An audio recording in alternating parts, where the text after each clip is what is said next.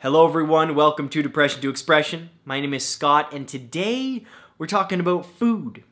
How food affects mood. These top 10 foods that I'm encouraging you to research and to incorporate into your diet. Ask your doctor, again, do more research. I'm not a nutritionist, I'm not a doctor. I'm just a guy who reads a bit, experiments with his body and tries new things to make himself feel better. That's all I do, that's it. Now, this channel is all about attacking depression and anxiety from every possible angle, seeing what works, seeing what doesn't, throw away the fluff, and keep all the good stuff.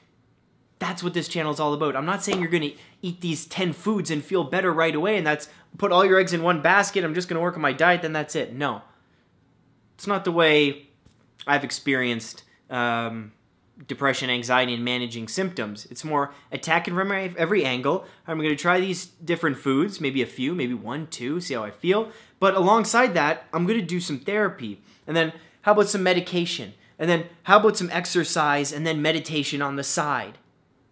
Attack it from all angles. This isn't the be-all, end-all, okay? These foods are just to spark some ideas for you to do some more research and think about your diet. That's it, all right? Top 10 foods I'm encouraging you to try. 3, 2, 1, go. Number 1, whole grains. Now there's already going to be debate in the comments. Scott, whole grains, isn't that gluten? Gluten's bad for you, isn't it? If you're celiac, yes. Like allergic to gluten, yes. And there's all these published books about how gluten and wheat, you know that book, The Wheat Belly? About how wheat destroys your brain and eats away at your neurons and makes you gain weight. Well, yeah, I could see gain weight because it's full of carbs, and if you don't exercise, yeah, it just turns into fat. But just hold on, okay? Just hold on. Anything from porridge to brown rice to rye bread. The thing about whole grains is that they have vitamin B6, B12. Now, B12s have been studied and proven at some degree to help with depression. Okay, so that's one thing. And vitamin B9. The great thing about whole grains, guys, is they have a low glycemic index. Meaning, if you're going to have bread in the morning, it's not going to spike your blood sugar levels like, say, a can of Coke does or a glass of orange juice. Okay, the lower glycemic index means you're going to feel fuller for longer, and think of just energy trickling through your blood throughout the day. So you stay full and you have that energy to maintain brain function. What happens when you drink a glass of orange juice, which a glass of orange juice can be like 7 oranges squeezed in there. That's a shitload of sugar. It doesn't matter if it comes from an orange. And it's going to rocket that blood sugar level. You're going to feel, oh my God, jolt, and then you're going to crash. Great thing about whole grains, low glycemic index, meaning you get sustained energy throughout the day. It just trickles in your bloodstream. It's a beautiful thing. Number 2, quinoa, spelled K-E-E-N-W-A-H.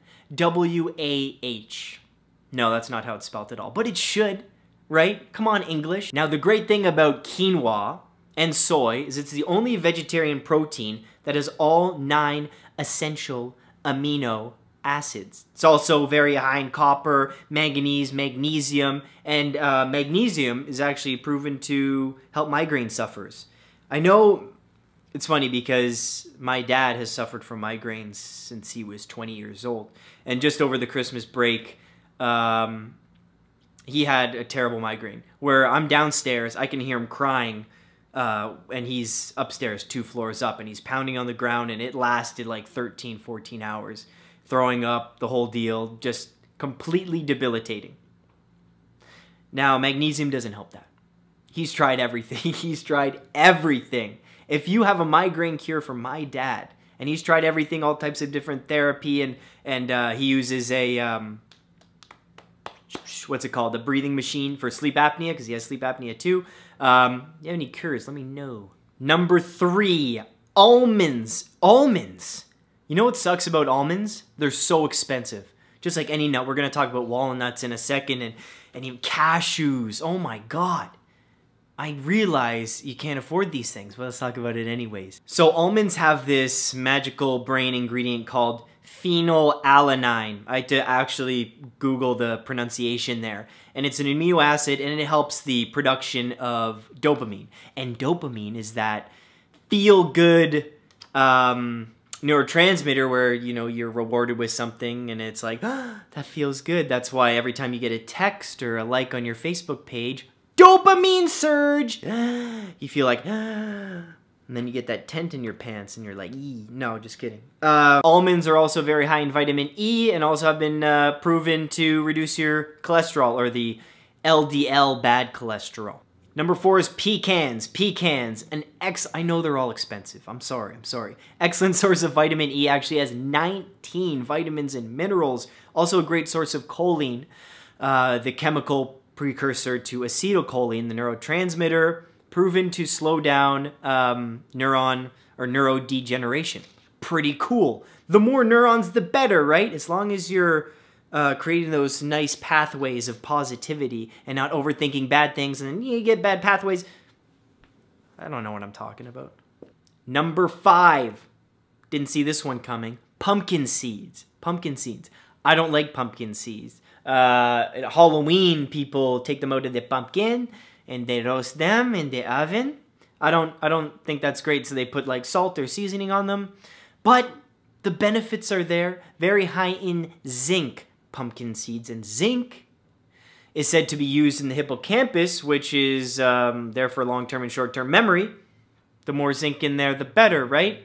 Eat your pumpkin seeds. They also have a very high amount of omega-3 and omega-6, those fatty acids. You need those for the brain. The brain's all fat. You need fat in there. Sunflower seeds. If you haven't eaten sunflower seeds before, don't just go for the ones that are taken out of their shells already and put a bunch in your mouth. No, you have to work for them, okay? You get a bag of spits. I actually have spits. I have spits. Hold on. I have spits. Check this out. So these are cracked pepper. Some go with the salt, some go with the plain. And you load a bunch in your cheek. Anyways, suck on them. And you really gotta work for a seed. There's one. You bring it to the side, and you chew that one, and then you work on the cheek. It's an amazing thing. Avocados. They are delicious. I love putting them in salad. People do the toast and then cream cheese and avocado. That's disgusting. Or am I getting that mixed up? Anyways, I just have them in like salads. You can eat them on their own. You can put them in a smoothie. Delicious. Yes, expensive. Yes, they are expensive. Everything that's good for you is expensive, and the price of food, at least in Canada, is increasing. Fresh food is increasing, fresh produce. Government, you gotta do something. You got to. Farmers, excellent job. Keep doing what you're doing. But like, you want to eat healthy, and it's very hard to do so. Anyway, so avocados, very high in unsaturated fat, which increases blood flow, decreases blood pressure, great for hair health, skin health. And I actually wrote this down because I don't know how to exactly pronounce this. But the Aztecs named the avocado tree Ahuacatl, A-H-U-A-C-A-T-L, Ahuacatl, or in English, testicle tree. And they named it that because avocados increase your libido. So the Aztecs were horny all the time. If your libido's a little down, you have a quarter of an avocado. Let's see what happens. Number 8, eggs. I bet you didn't see this one coming. Now for those vegans, I'm sorry. I am sorry.